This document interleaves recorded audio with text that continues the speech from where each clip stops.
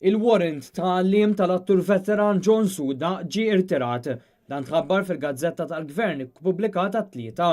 Dan l-iżvilupp wasal wara li fix-xhur li għaddew u nstab ħati ta' attentat violenti fuq il-pudur ta' tfajla b'kundanna ta' 12 xahar ħabs sospiżi għal sentejn. Fil-Gazzetta tal-Gvern jintqal li Suda m'għadux kwalifikat biex kollu warrant tal-lim. Il-warrant tiegħu tħassar b'seħħ immedjat u għalhekk m'għadux fil-possess tal-warrant biex ikun jista' jgħallem.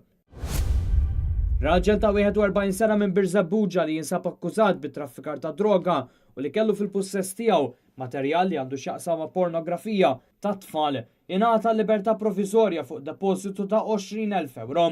Il-qorti kriminali fid-deċiżjoni tagħha kunsidrat li Keith Desmond Falzon ilu arrestat mid-29 ta' Awwissu tal-2017 kważi sena u nofs.